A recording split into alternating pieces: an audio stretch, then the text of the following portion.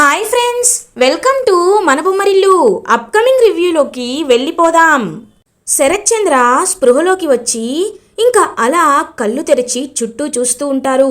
అక్కడే ఉన్న అపూర్వ ఒక్కసారిగా షాక్ అయిపోతుంది.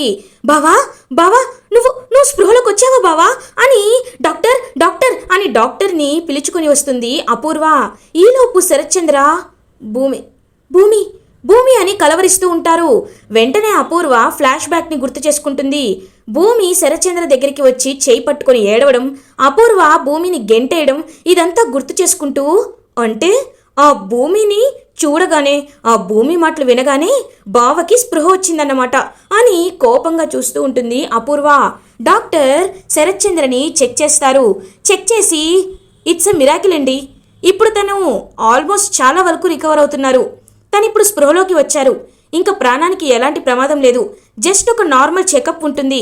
మీరు ఇంకొక 2 అవర్స్లో అతన్ని డిశ్చార్జ్ చేసి ఇంటికి తీసుకువెళ్ళిపోవచ్చు అని డాక్టర్ చెప్పి అక్కడి నుండి వెళ్ళిపోతారు.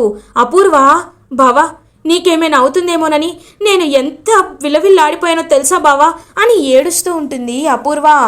అపూర్వ, మీ ప్రేమ ఉన్నంతకాలం నాకేమీ అవ్వదు అపూర్వ, అవ్వదు అని శరత్చంద్ర నార్మల్గా మాట్లాడుతూ ఉంటారు. అలా ఇంకా శరత్చంద్రని డిశ్చార్జ్ చేసి ఇంటికి తీసుకువెళ్తారు అపూర్వ ఫ్యామిలీ. ఇంటికి వెళ్ళిన వెంటనే శరత్చంద్ర శోభా ఫోటో దగ్గరికే వెళ్తారు. శోభాచంద్ర ఫోటో దగ్గరికి వెళ్ళి, శోభా, ఇన్నాళ్ళు భూమిని నా కన్న కూతురిగా పెంచుకున్నాను. నీకు నాకు పుట్టిన కూతురు ఎక్కడుందో తెలీదు, కానీ ఒకవేళ తను తిరిగి వచ్చినా ఆ స్థానాన్ని భూమికి ఇచ్చానని చెప్తానని భూమిపై ఎంతో ప్రేమ పెంచుకున్నాను.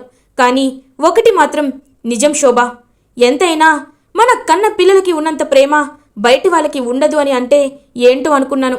ఆ గగన్ గాడి కోసం భూమి నన్ను వదిలి వెళ్ళిపోయింది. కానీ నాకు నీకు పుట్టిన మన కూతురు ఎక్కడుందో తెలీదు. ఇప్పటి నుండి నా పని అదే శోభ. నా పెద్ద వారసురాలు ఎక్కడ ఉందో నేను ఖచ్చితంగా కనుక్కొని వెతికి నీ ముందుకి తీసుకువస్తాను శోభ అని పాపం ఆవేశంగా చెప్తూ ఉంటారు శరత్చంద్ర. ఒక్కసారిగా అపూర్వ షాక్ అయిపోతుంది. కృష్ణప్రసాద్, బావగారు మీ వారసులు అని అనేలోపు అపూర్వ కోపంగా కృష్ణప్రసాద్ వైపు చూస్తుంది. చెప్పావో చంపేస్తా అని సైగ చేస్తూ ఉంటుంది అపూర్వ. వెంటనే కృష్ణప్రసాద్ ఆగిపోతారు. ఏంటి కేపి, ఏదో చెప్పాలనుకున్నావు అని అడుగుతారు శరత్చంద్ర. ఏమీ లేదు బావగారు అని అక్కడి నుండి వెళ్ళిపోతాడు కృష్ణప్రసాద్. మీరా, అయినా మా అన్నయ్య కూతురంటే ఎలా ఉంటుంది? ఆ భూమి అన్నయ్య కన్న కూతురని చెప్పుకోవడమే కానీ అన్నయ్యని చంపాలని అనుకుంది. అన్నయ్య, నీకొక విషయం తెలుసా? ఆ భూమి ఎంత పచ్చబద్దాలాడుతుందో. కోర్టులో తాను తప్పించుకోవడానికి తను నీ కన్న కూతురని చెప్పింది అన్నయ్య అని జరిగింది చెప్తుంది మీరా. ఒక్కసారిగా అపూర్వ అయ్యో ఈ తింగర్ది బయట పెట్టేసింది అని ఫీల్ అయిపోతుంది.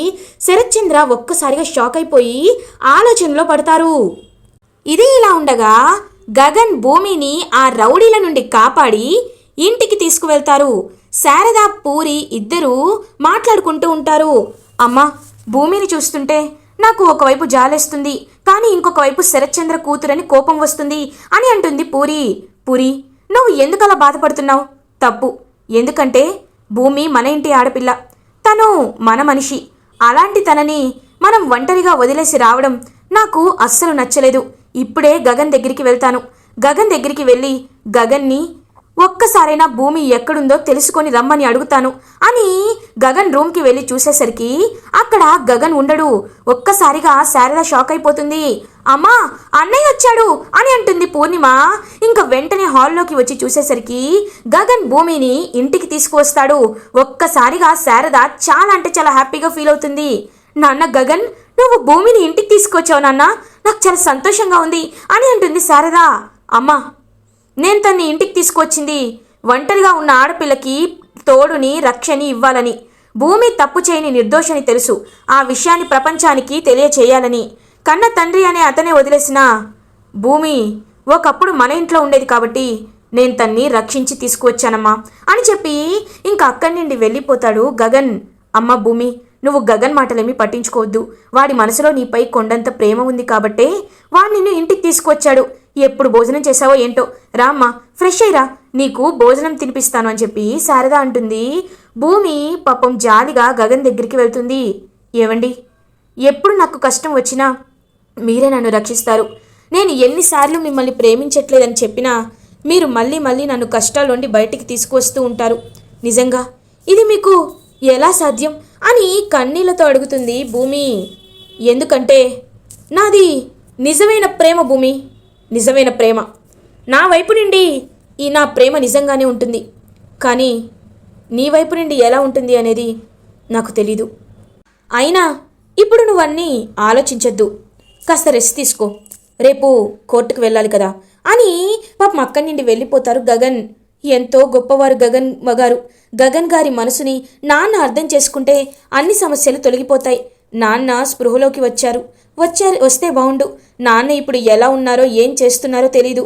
కానీ ఒక్కసారి నేను నాన్న దగ్గరికి వెళ్ళాక, నిజం నిరూపణ అయ్యాక గగన్ గారిని నాన్నని ఖచ్చితంగా దగ్గర చేయాలి అని పాపం ఆలోచిస్తూ ఉంటుంది భూమి. ఇది ఇలా ఉండగా నెక్స్ట్ డే మార్నింగ్ అవుతుంది. అపూర్వ ఫ్యామిలీ కోర్టుకి బయలుదేరతారు. శరత్చంద్రతో అపూర్వ, బావా నువ్వు రెస్ట్ తీసుకో బావా, నిన్ను చంపాలనుకున్నా ఆ భూమిని అంతం చేసి వస్తాం, కోర్టే దానికి తగిన శిక్ష వేస్తుంది, నువ్వు రిలాక్స్ అవ్వు బావా అని అంటుంది అపూర్వ. లేదపూర్వ, నేను కూడా కోర్టుకి వస్తాను అని అంటారు శరత్చంద్ర. నువ్వెందుకు బావా, వద్దులే అని అంటుంది అపూర్వ. లేదు, అసలు భూమి నాపై హత్యాయత్నం ఎందుకు చేయాలి అనుకుంది అనే విషయాన్ని నేను తెలుసుకోవాలి. నేను బాగా డ్రింక్ చేసి ఉండడం వల్ల ఏం జరిగిందో నాకు అసలు గుర్తు రావట్లేదు. కానీ భూమి చేసిందో లేదో అనే అనుమానం నాకుంది. తను చెయ్యదనే నమ్మకం కూడా ఉంది. అందుకే కోర్టులో ఏం జరుగుతుందో, సాక్ష్యాలని ఏం చూపిస్తారో నాకు చూడాలనుంది అపూర్వ. నేను కూడా కోర్టుకి వస్తాను అని కోర్టుకి బయలుదేరుతారు శరత్చంద్ర. భూమి, శారద, పూర్ణిమ కూడా కోర్టుకి రీచ్ అవుతారు. భూమి గగన్ కోసం చూస్తూ ఉంటుంది. కానీ గగన్ అక్కడ కనిపించరు. మీరా ఇందుతో మాట్లాడుతూ ఉంటుంది. ఏంటిందు, నువ్వు ఒక్కదానివే వచ్చావేంటి, అల్లుడు గారు ఎక్కడా అని అడుగుతుంది మీరా. ఆయనకి ఆఫీస్లో అర్జెంటుగా వర్క్ ఉందంటమ్మా, నిన్న నైటే బెంగళూరు బయలుదేరుతున్నానని చెప్పారు, అందుకే నేను ఒక్కదాన్నే వచ్చాను అని అంటుంది ఇందు. ఇంకా కోర్ట్ ప్రొసీడింగ్స్ స్టార్ట్ అవుతాయి.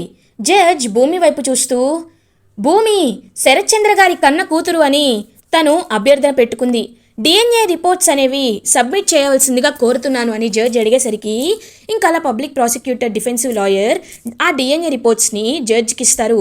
జడ్జ్ డిఎన్ఏ రిపోర్ట్స్ని చెక్ చేసిన తర్వాత డిఎన్ఏ రిపోర్ట్స్లో పాజిటివ్ వచ్చింది. భూమి శరత్చంద్ర గారి కన్న కూతురేనని నిర్ధారించబడింది అని అంటారు జడ్జ్. భూమి తన కన్న కూతురు అని తెలుసుకొని శరత్చంద్ర ఒక్కసారిగా చాలా అంటే చాలా హ్యాపీగా ఫీల్ అవుతారు. అపూర్వ మాత్రం అలా ఇంకా రగిలిపోతూ ఉంటుంది. కానీ భూమి, నువ్వు చెప్పింది నిజమేనమ్మా, నువ్వు శరత్చంద్ర గారి కన్న కూతురివే, నీకు చంపాల్సిన అవసరం ఏంటి అని నువ్వు అన్నావు కరెక్టే. కానీ ఇప్పట్లో లోకం ఎలా ఉందో అందరూ చూస్తూనే ఉన్నారు. కొంతమంది కన్న తల్లిని, కళ్ళ తల్లులని ఆస్తుల కోసం చంపేస్తూ ఉంటారు, ప్లాన్ చేసి చంపేస్తూ ఉంటారు. ఆ హత్యాయత్నం ప్రకారం నువ్వు చేశావని ఈ పబ్లిక్ ప్రాసిక్యూటర్ వాదిస్తున్నారు. నీ దగ్గర ఇంకా బలమైన సాక్ష్యం ఏదైనా ఉంటే కోర్టుకి ప్రొడ్యూస్ చేయొచ్చు అని అంటారు జడ్జ్. డిఫెన్సివ్ లాయర్, మా దగ్గర సాక్ష్యాలేమీ లేవు యువర్ ఆనర్, కానీ భూమి ఆయన కన్న కూతురు కాబట్టి అని అంటారు డిఫెన్సివ్ లాయర్. పాడిన పాటే ఎన్నిసార్లు పాడతారు డిఫెన్స్ గారు, మీరు భూమి కన్నకూతురు అని చాలాసార్లు చెప్తున్నారు కరెక్టే, కానీ ఈ హత్యాయత్నం భూమి చేసిందా లేదా ఈ విషయం మాకు కన్ఫర్మ్ చేయండి చాలు అని అంటారా పబ్లిక్ ప్రాసిక్యూటర్. ఇంకా ఏమీ మాట్లాడకుండా సైలెంట్గా ఉండిపోతారు డిఫెన్సివ్ లాయర్. వెంటనే ఇంకా జడ్జ్ వాదోపవాదాలు విన్న తర్వాత, భూమి శరత్చంద్ర గారిని హత్య చెయ్యాలనుకుంది అనే నింద తనపై మోపబడింది. సరైన సాక్ష్యాలు లేక కోర్టులో కావాల్సింది సాక్ష్యాలే కాబట్టి భూమి అనబడే ఈ ముద్దాయికి కఠిన కారాగార శిక్ష అని అనేలోపు ఒక్క నిమిషం అని ఒక గొంతు వినపడుతుంది. ఒక్కసారిగా అందరూ వెనక్కి చూసేసరికి అక్కడ గగన్ ఉంటారు. ఒక్కసారిగా గగన్ని చూసి భూమి, శరత్చంద్ర, అపూర్వ, మీరా, వంశీ, ఇందు అందరూ షాక్ అయిపోతారు. ఎందుకంటే అక్కడ వంశీ పక్కన వంశీ మోసం చేసిన గర్ల్ ఫ్రెండ్ ఇద్దరు గగన్ దగ్గర ఉంటారు. ఒక్కసారిగా అందరూ అలా షాక్లో చూస్తూ ఉండిపోతారు. సార్, మీరు నాకు పర్మిషన్ ఇస్తే అసలు ఏం జరిగిందో, నేను ఎలాంటి సాక్ష్యాలు సంపాదించానో నేను చెప్తాను సార్ అని అంటారు గగన్. ఓకే, ప్లీజ్ ప్రొసీడ్ అని అంటారు జడ్జ్. ఇంకా గగన్, సార్ అసలు ఏం జరిగిందంటే అని ఫ్లాష్ బ్యాక్కి వెళ్తారు. ఫ్లాష్ బ్యాక్లో గగన్ నైట్ శరత్ చంద్ర గెస్ట్ హౌస్కి వెళ్తాడు. వెళ్ళి వాచ్మెన్ దగ్గరికి వెళ్తారు. వాచ్మెన్, ఆ రోజు శరత్ చంద్ర గారిని హత్య చేయాలనుకున్నప్పుడు నువ్వు ఇక్కడే ఉన్నావా అని అడుగుతారు. అంటే ఉన్నాను సార్ అని అంటారు. మరి ఆ రోజు సీసీటీవీ ఫుటేజ్ ఎక్కడుంది అని అడుగుతాడు గగన్. సీసీటీవీ ఫుటేజ్ అవన్నీ కరెక్ట్ అయిపోయాయి సార్ అని తడబడుతూ చెప్తాడు వాచ్మెన్. ఏంటి కరెక్ట్ అయిపోయాయా? 2 days బ్యాక్ ఉండాల్సిన సీసీటీవీ ఫుటేజ్ అంతా కరెక్ట్ అయ్యాయా? సరే, నువ్వు నా మాట వినవని నాకు తెలుసు. నిన్ను ఎలా చేయాలంటే అని గగన్ గట్టిగా కాలర్ పట్టుకొని ఇంకా వాచ్మెన్ని కొడతాడు. సార్ వద్దు సార్, వదిలేండి సార్, నిజం చెప్తాను సార్. సార్ ఏం జరిగిందో నాకు తెలియదు సార్, కానీ ఒకటి మాత్రం నిజం.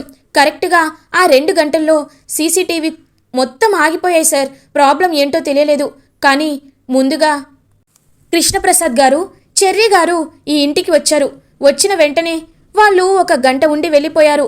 తర్వాత ఇంకొక అబ్బాయి వచ్చాడు. అతను వచ్చి పరిగెత్తుకుంటూ వెళ్ళిపోయాడు. తన తర్వాత భూమి వచ్చింది అని అంటారు. ఒక అబ్బాయా? ఎవరతను అని అంటారు. అంటే తను చూడ్డానికి అని చెప్పి వంశీ ఫీచర్స్ చెప్తాడు ఆ వాచ్మెన్. నువ్వు అడుగుతుంది ఇతనేనా అని వంశీ ఫోటో చూపించేసరికి అవును సార్, ఇతనే సార్. కానీ ఒకటి, ఇతను పరిగెత్తుకుంటూ వెళ్ళినప్పుడు ఇతని చేతికి నేను రక్తాన్ని చూశాను సార్ అని అంటాడు వాచ్మెన్. ఒక్కసారిగా గగన్ షాక్ అయిపోతాడు. అంటే శరత్ చంద్రని చంపాలని ప్రయత్నించింది ఈ వంశీయా? అసలు వంశీకి ఆ అవసరం ఎందుకుంది? వంశీ ఎందుకు ఇలా చేయాలనుకున్నాడు? వంశీ కట్నం కోసం చేశాడా? అంటే నేను వాళ్ళకి బ్లాంక్ చెక్ ఇచ్చాను. దాని తర్వాత నుండి వాళ్ళు మహారాణిలా ఇందుని చూసుకుంటున్నారు. అయినా ఎందుకు వంశీ ఇలా చేయాలనుకుంటాడు? అసలు ఇదంతా నిజమా, అబద్ధమా, లేకపోతే చెర్రీ వాళ్ళేమైనా అని ఆలోచిస్తూ ఉంటాడు గగన్. లేదు, ఎందుకైనా ఒకసారి కాల్ చేసి కనుక్కోవాలి అని గగన్ హిందూకి కాల్ చేస్తారు. అమ్మా హిందూ అని అంటారు. అన్నయ్య, ఏంటన్నయ్య ఈ టైంలో కాల్ చేశావు అని అడుగుతుంది హిందూ. ఏం లేదమ్మా, ఒకసారి బావగారికి ఫోన్ ఇస్తావా అని అంటారు గగన్. ఆయన ఆఫీస్ పనిపై బెంగళూరు బయలుదేరారన్నయ్యా. ఇదిగో బయలుదేరి 1/2 hour అయింది అని అంటుంది హిందూ. ఒక్కసారిగా గగన్కి అర్థమైపోతుంది. ఎస్, అంటే వీడే వంశీనే మా శరత్ చంద్రని చంపాలని ప్రయత్నించాడు. ఇప్పుడు ఎక్కడ దొరికిపోతాడోనని పారిపోవాలనుకుంటున్నాడు అని వెంటనే ఇంకా ఎయిర్పోర్ట్కి వెళ్తాడనమాట గగన్.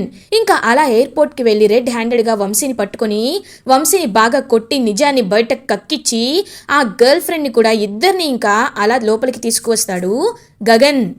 చెప్పు, వెళ్ళి చెప్పు అని అంటారు గగన్. అవును సార్, నా గర్ల్ ఫ్రెండ్ నన్ను బెదిరించింది. ప్రెగ్నెంట్ చేశానని నన్ను పెళ్లి చేసుకోమని అడిగింది. నేను తనతో మాట్లాడుతూ ఉండడం మా శరత్ చంద్ర గారు చూసేశారు. నన్ను ఇందుని విడదీయాలని ప్రయత్నించారు. నేను పెళ్లికి ముందు చాలా వెధవ పనులు చేసుండొచ్చు, కానీ పెళ్లి తర్వాత నేను ఇందునే నా ప్రాణం అనుకున్నాను, నా ప్రపంచం అనుకున్నాను.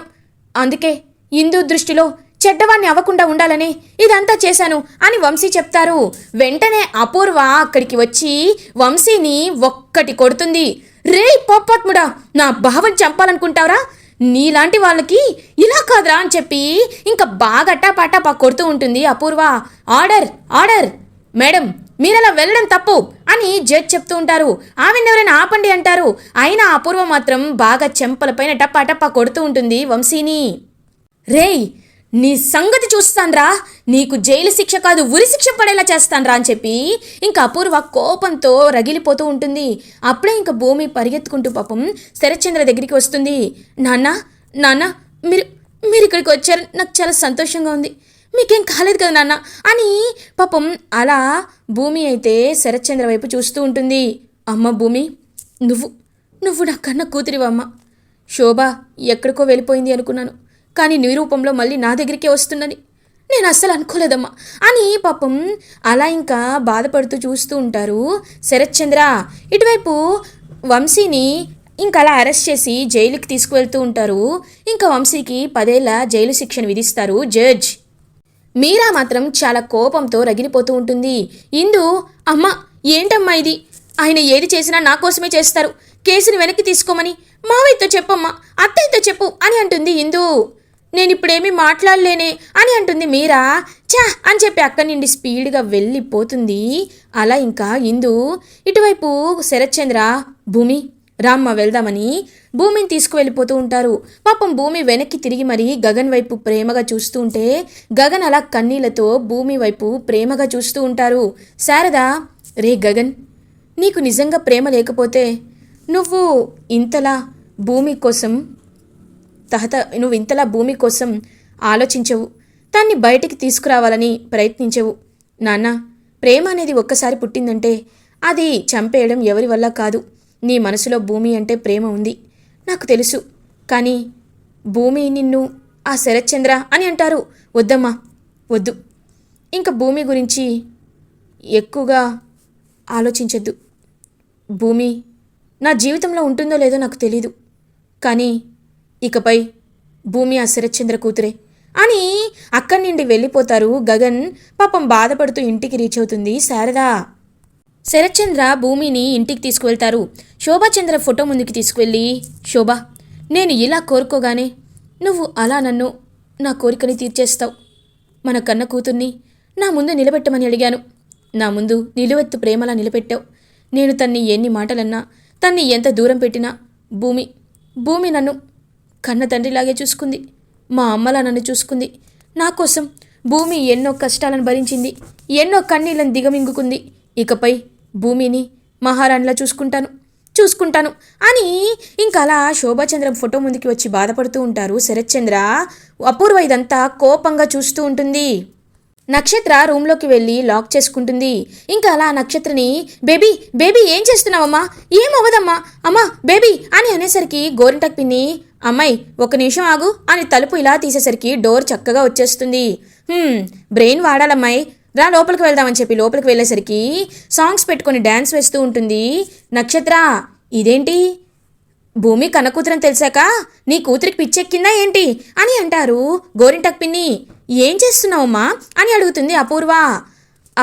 మమ్మీ, నాకిప్పుడు చాలా క్లారిటీ వచ్చింది. భూమి నాన్న డాడీ కన్న కూతురని తెలిసాక గగన్ బావ అస్సలు భూమిని వంక కూడా చూడు, భూమిని దూరం పెడతాడు. ఈ గ్యాప్ నాకు చాలు. నేను బావకి దగ్గర అవడానికి నువ్వు మాట నిలబెట్టుకోవాలి, బావని నాకు ఇచ్చి పెళ్లి చేయాలి అని అంటుంది నక్షత్ర.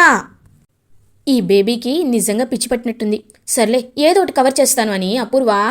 బేబీ, నువ్వు ఇంత స్పోర్టివ్గా ఉండవడమే నాకు కావాలి. ఆ గగన్ గడికి నీకు నేను పెళ్లి చేస్తాను కదా, ఏం చేసైనా పెళ్లి చేస్తాను, నువ్వేమీ కంగారు పడద్దు అని చెప్పి అపూర్వ అక్కడి నుండి వెళ్ళిపోతుంది. మీరాని చూస్తుంది అపూర్వ. ఈ మీరానే నాకు ఇప్పుడు ఆయుధం. ఈ మీరాని వాడుకొని ఆ భూమిని పైకి పంపించేస్తాని ఇంకా అలా కోపంగా మీరా వైపు చూస్తూ ఉంటుంది అపూర్వ. ఇది ఇలా ఉండగా నెక్స్ట్ డే మార్నింగ్ అవుతుంది. శరత్చంద్ర భూమి దగ్గరికి వచ్చి భూమి వైపు చూస్తూ ఉంటారు. నాన్న, ఇలా వచ్చారేంటి? జ్యూస్ తాగారా? టాబ్లెట్స్ వేసుకున్నారా అని అంటుంది భూమి. అమ్మా, ఎప్పుడు నా గురించే కాదు, నీ గురించి కూడా నువ్వు ఆలోచించుకోవాలి. నేను బయటికి తీసుకువెళ్ళాలనుకుంటున్నాను, రా అని చెప్పి ఇంకా అలా తన్ని బయటికి తీసుకువెళ్తారు. శరత్చంద్ర, ఎక్కడికి నాన్న అని అడుగుతుంది. చెప్తాను కదమ్మా, రా అని చెప్పి ఇంకా షాపింగ్ మాల్కి తీసుకువెళ్తారనమాట. అలా శరత్చంద్ర, ఇక్కడికి అని అంటుంది. చూడమ్మా, నువ్వు ఎవరు? శోభాచంద్ర కూతురివి. ఈ కోట్లకి ఆస్తికి వారసురాలే శోభాచంద్ర. అలాంటిది నువ్వు ఇలా ఉండడం నాకు ఇష్టం లేదు. అందుకే నువ్వు నా వారసురాల్లాగే ఉండాలి. నీకు మంచి డ్రెస్ కొని ఉంచడానికి ఇక్కడికి వచ్చాను. రేపు ఉగాది కదా, కాబట్టి నిన్ను మొదటి వారసురాలిగా అందరికీ ప్రకటించి పెద్దగా ఈ పండగని చేస్తాను అని శరత్చంద్ర హ్యాపీగా చెప్తారు భూమితో. గగన్ కూడా అదే షాపింగ్ మాల్కి వస్తారు ఉగాది షాపింగ్ కోసం. ఇంకా భూమి గగన్ వైపు చూసి ఒక్కసారిగా షాక్ అయిపోతుంది. గగన్ కూడా భూమి వైపు చూస్తూ ఉంటారు. ఏవండి అని దగ్గరికి వెళ్లేలోపు పాపం గగన్ అక్కడి నుండి వెళ్ళిపోతూ ఉంటారు. ఇంకా భూమి అలా గగన్ వైపు చూస్తూ ఉంటుంది. ఇద్దరు ఇంకా డ్రెస్ సెలెక్ట్ చేసుకొని ట్రయల్ రూమ్కి వెళ్తారు భూమి అండ్ గగన్. గగన్ ఇద్దరు ఇంకా పక్కన ట్రయల్ రూమ్కి వెళ్ళేసరికి ఒక్కసారిగా ఇంకా భూమి అయితే గగన్ వైపు చూస్తూ ఉంటుంది. అది గమనించిన శరత్చంద్ర, భూమి ఏం చేస్తున్నావమ్మా, రా వెళ్దామని చెప్పి ఇంక భూమిని అక్కడి నుండి తీసుకొని వెళ్ళిపోతారు. భూమి శరత్చంద్ర ఇంటికి రీచ్ అవుతారు. మీరా వాళ్ళని చూసి చాలా జెలస్గా ఫీల్ అవుతుంది. అన్నయ్య, నా కూతురు మాత్రం విడాకులు ఇచ్చి ఏడుస్తూ ఉంటే విడాకులు ఇప్పిస్తానని చెప్పావు, నీ కూతురికి మాత్రం అన్ని బట్టలు నగలు కొని తీసుకువస్తున్నావు, ఇది కరెక్ట్ కాదన్నయ్యా అని అంటుంది మీరా. మీరా, ఇంకొక మాట కూడా నువ్వు భూమి గురించి మాట్లాడితే నేను సహించను. కృష్ణప్రసాద్ అని పిలుస్తారు శరత్చంద్ర. కృష్ణప్రసాద్ అక్కడికి వస్తారు. బావగారు అని అంటారు. చూడు కృష్ణప్రసాద్, నువ్వు భూమి విషయంలో ఏం చేశావో, ఆ 2 కోట్లు నువ్వు దొంగతనం చేశావని నీపై నింద పడినప్పుడు నేను నిన్ను అవమానించాను. ఆ విషయానికి ఇప్పుడు నిన్ను క్షమాపణ అడుగుతున్నాను. ఎందుకంటే ఆ గగన్ గాడే ఇందుకి కట్నం ఇచ్చాడని నేను తెలుసుకున్నాను. అలాంటప్పుడు నీపై దొంగ అని నింద మోపడం కరెక్ట్ కాదని అర్థమైంది. అందుకే సారీ చెప్పాలి అనుకుంటున్నాను. ఇంకొక విషయం, నీ భార్యని నువ్వే కంట్రోల్లో పెట్టుకోవాలి అని చెప్పి అక్కడి నుండి వెళ్ళిపోతారు శరత్చంద్ర. కృష్ణప్రసాద్ మీరాతో, ఏంటిది మీరా, అసలు ఏం మాట్లాడుతున్నావు నువ్వు? భూమి ఎవరు? శోభం చెల్లెలు కూతురే కదా. అలాంటిది నువ్వు ఇలా మాట్లాడడం కరెక్ట్ కాదు. ఇంకొకసారి నువ్వు ఇలా మాట్లాడద్దు. ఎందుకంటే నిన్ను నేను సంతోషంగా చూసుకోవాలి అనుకుంటున్నాను. నా మొదటి భార్యని నా కొడుకు గగన్ నా కూతుర్ని చూసుకుంటున్నాడు. అలానే నిన్ను నేను చూసుకోవాలి అని అనుకుంటే నువ్వు హ్యాపీగా ఉండాలి. ఇంకా ఎవరిపై నువ్వు జెలస్ పెట్టుకోకూడదు. ఒకవేళ నీకు జెలసీ వచ్చినట్టయితే నేను నీ నుండి వెళ్ళిపోతాను అని స్ట్రాంగ్గా చెప్తారు. వద్దులేండి అని అక్కడి నుండి వెళ్ళిపోతుంది మీరా. ఇది ఇలా ఉండగా ఉగాది సెలబ్రేషన్స్ స్టార్ట్ అయిపోతాయి. ఇంకా అలా ఉగాది రోజు అందరూ హ్యాపీగా సెలబ్రేట్ చేసుకుంటూ ఉంటారు. అపూర్వ అలా ఇంకా దొంగతనంగా కిచెన్లోకి వెళ్ళి ఉగాది పచ్చళ్ళలో తను తెచ్చిన పాయిజన్ని కలుపుతుంది. ఇంకా పాయిజన్ కలిపేసి ఏమీ తెలియనట్టు, మీరా ఉగాది పచ్చడి అయిపోయిందా, వెళ్ళి చూడు అని అంటుంది. అలాగే వదినా అని చెప్పి వెళ్ళి చూస్తుంది. ఇంకా అలా ఉగాది పచ్చడిని కలిపి తీసుకువస్తుందనమాట మీరా. ఒక్కసారిగా ఇంకా గోరింటాకు పిన్ని, అమ్మాయి నువ్వు ఏం చేస్తున్నావు అమ్మాయి అని అడుగుతారు. పిన్ని, నేనంటే ఏంటో ఇప్పుడు చూపిస్తాను పిన్ని. ఆ భూమిని పైకి పంపించడానికే ప్లాన్ వేశాను అని, ఎప్పుడెప్పుడు భూమి ఆ విషయాన్ని తీసుకుంటుందా అని ఎదురు చూస్తూ ఉంటుంది అపూర్వ. ఇలా ఎపిసోడ్ ఎండ్ అవుతుంది. ఫర్దర్ ఎపిసోడ్ రివ్యూస్ ముందుగా మీకు కావాలి అనుకుంటే మా ఛానల్ని సబ్స్క్రైబ్ చేసుకోండి. Thanks for watching.